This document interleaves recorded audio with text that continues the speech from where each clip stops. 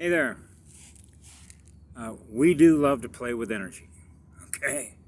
So there is a sense of humor embedded in a lot of this, even though I realize that the full range of emotions that we all experience here as Homo sentient sapiens can be all over the map, right?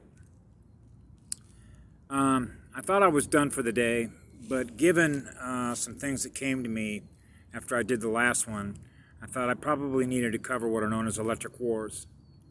Electric wars. Star Wars is electric wars.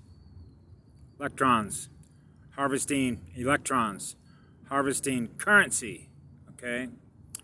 And the reason that I thought about this is because of not just Roy Potter, who used to work with the Defense Intelligence Agency with the U.S. military, but just everything that I was processing, and particularly when I see so many YouTube videos that are put up there by beings who are providing a service by providing data and providing information on what they believe is happening based on the information that they have that they share with you.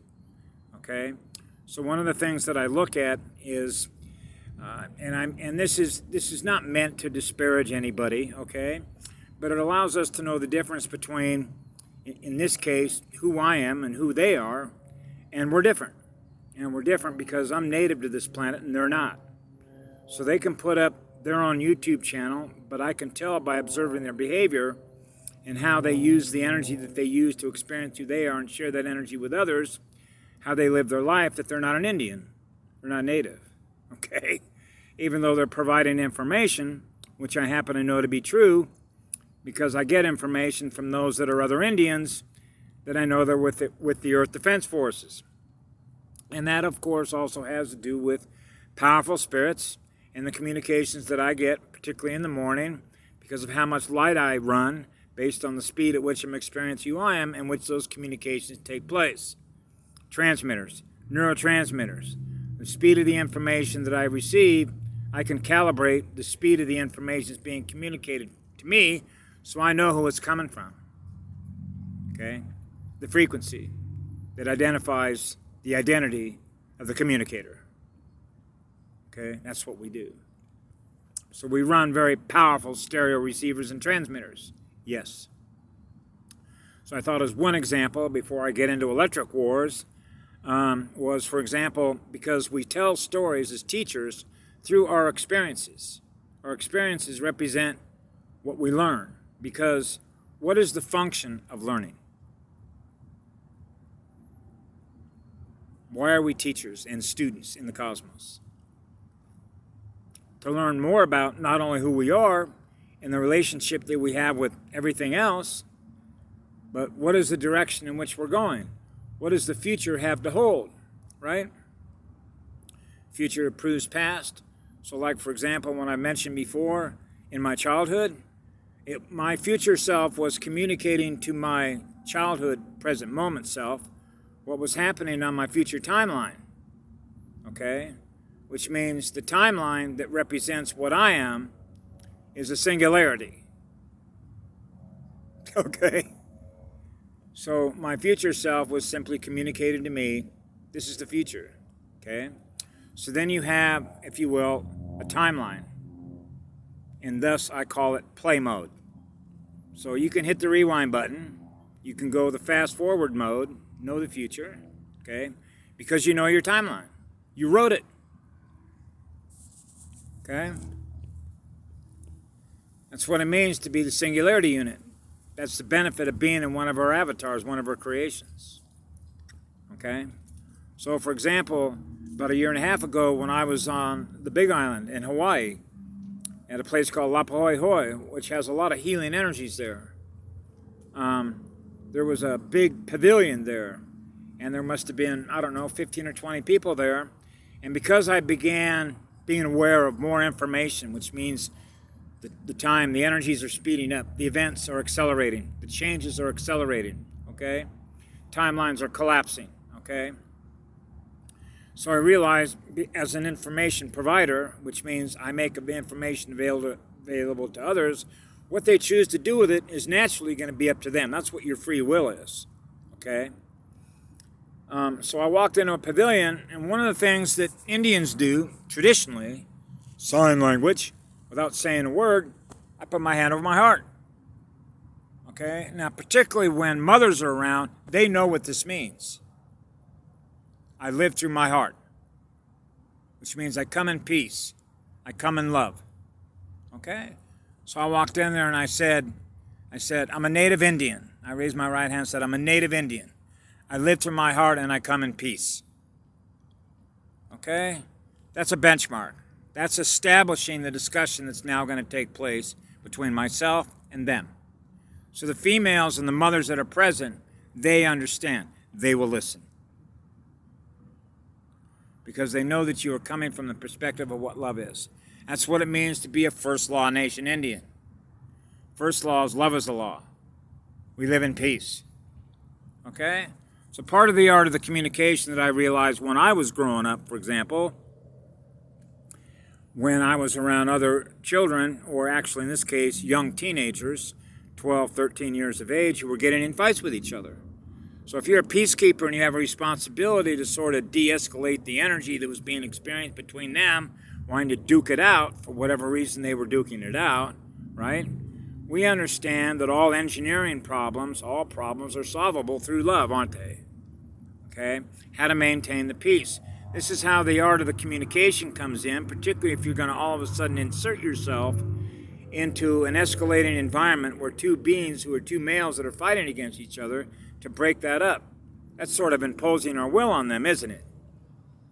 Not really. Essentially what's happening is a responsibility to keep the peace. We introduce ourselves and said, hey, listen, I'm coming in peace. I'm coming with love. Listen, we ought to be able to, why are you guys doing this to yourselves? Listen, we can work out whatever the problems happen to be. Nobody wants to get hurt here, right? Because then somebody's got to fix the wound. And who wants to experience pain and suffering? So sometimes you can use logic. And if a male has intelligence, has logic, it's going to make sense. They're going to realize you're not there to escalate anything. You're there trying to help. They're experiencing your energy. So when they're experiencing your energy, which is raising their energy up because of the energy that you're using to communicate with them with, you begin to realize that their energy is beginning to rise, which means the lower energy they were experiencing, which was fighting against each other, is now being de-escalated. That's the art of communication. That's the art of communicating the energy. Okay? To sort of transmute it so that we bring the peace back. Right? Okay. So let's fast forward here a little bit into what's known as electric wars. What are electric wars? Energy givers versus energy harvesters. Higher frequency consciousness versus lower frequency consciousness. So I know when I think about Roy Potter and we think of money systems and we think of beings that use money and money systems, which represents currency, which represents current. Electrons. So those that are large accumulators of electrons are using those electrons in a money system that everybody's held captive to. Okay? So when I think about Roy Potter and realizing, listen, we're held captive to all these beings who have all this political and military power. And they're using an enormous amount of electrical current to maintain their power, upon which those who obey the master, because they have so much energy to wage against us, which are electrons, is the nature of electric wars. Okay? Now this doesn't mean, for example, that one being who's accumulated an enormous amount of electrons doesn't use those electrons and then essentially, which is what I've been trying to do my whole life, is to push those electrons back into the circuit board. Okay? Which means giving it back. You want those electrons to flow freely so that nobody's holding electrons captive. So instead we're raising the frequency because we're not using a money system based on the accumulation of electrons, in which you have some people who have some electrons, others who have more electrons. So I realize, for example, when I've had a lot of money or a lot of electrons available to me, I want to get rid of it as fast as I can. Because you realize the temptation of what having access or a lot of electrons in your name. Hey, I can pay some guy $500 to go commit a murder for me, to take somebody out I don't like. Hey, I can go buy a yacht. I can go buy an army. Now that army works for me because I'm cutting their paychecks. Well, I got to have a lot of electrons to be able to do that, which means I got to have a lot of currency to be able to do that. But that currency has to have value. Well, the value of those electrons that is represented by that money only has value insofar as the being who perceives that money has value. Now, when I was a child growing up, we understood that money was the root of all evil. You get the picture? It depends on the user of those electrons represented by that money, what they do with that money, which is another measurement, because we measure everything, don't we? So we measure how we use energy, how we use those electrons. Are we sharing those electrons in love and service to others? Or are we holding on to those electrons in service to ourselves, our own power? To accumulate more electrons, and the more electrons I have access to, defined through money, it's been programmed into the into the memory of others, and you have a million beings who believe that power exists through the power of electrons, which is money, then they will obey the master who's got a lot of electrons, who dictates it, because that being realizes that an army, a big police force, mercenaries can be used against you if you don't obey. That's the nature of electric wars. So how does an Indian, somebody like me,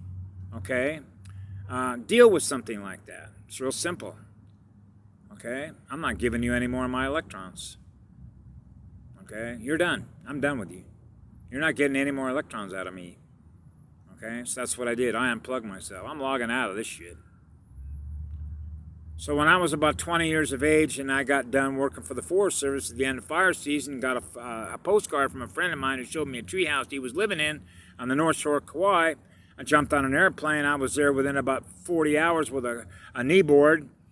And the next thing I know is I'm in a treehouse and I'm enjoying paradise. And within a period of about a week, I realized that everything was already being provided for me, which was guavas, passion fruit, coconuts, avocados, red bananas, etc., etc. A Japanese guy who was a fisherman gave me a net, and I was putting it out on the reef, during low tide. High tide comes in, and man, I got 50 pounds worth of fish. I began to realize I don't need a job. I don't need any electrons from them. I'm not dependent on them for electrons. I'm getting a mountain of electrons from the girl on the planet.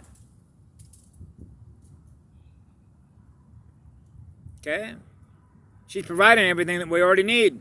I'm going to live like a native Indian. So I lived in a treehouse. So when I got done living there to go back to work for the Forest Service the next fire season, my mother took a look at me and she goes, "I've never seen you look so healthy in your life. My God, your eyes are just crystal clear. Wow, I've never seen you look so healthy." I'm not held captive to electrons anymore, Mom. I was living off the earth, connected to the spirit and the harmony and the peace that exists within, being anchored to the spirit of the girl on the planet. She's providing us with everything we need. I'm living like a native Indian. And naturally, we had a garden there, It provided a lot of, if you will, high nutrients, mineral content, because it's growing in highly magnetic environments. Coconuts are good for you.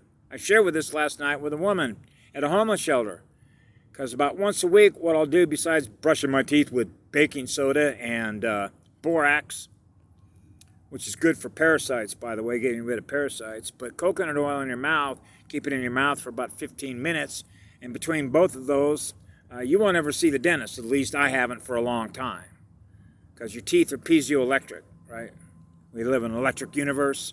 So when you know that you live in an electric universe, then it becomes pretty easy to understand the nature of how electric wars go on. Those that are giving away electrons and those that are harvesting electrons. So you have to pick a side. What side are you on? Are you on the energy giver side, like the girl on the planet, which is love and service to others? That's how you graduate out of a classroom. That's the function of learning while you're here. So if you've learned how to be love and service to others, giving away all your electrons, what do you think happens to you? You move on. You graduated. That's pretty simple. Now, as time goes on, as energy goes on, you keep picking up more of what you are by attracting more of it. So essentially what's happening is you become a powerhouse, just like she is. See? So you're learning through your teacher how to become more powerful in spirit, how to become more powerful in that circle of light, how to be an energy service provider. Now you don't need any electrons from nobody anymore. Instead, you're giving them all away, just like she is. That's the lesson in the classroom. That's the lesson I leave everybody with. Because I'm in one of her creations. And part of my responsibility here is to share what it is I learn with others and keep the peace. So that we all can live in peace, love, harmony, and balance with each other. And that's pretty simple. So when we're in alignment with a teacher in the classroom, that's easy to do, huh? So I'll leave you with that to think about. Electric wars are energy wars between energy harvesters, energy givers.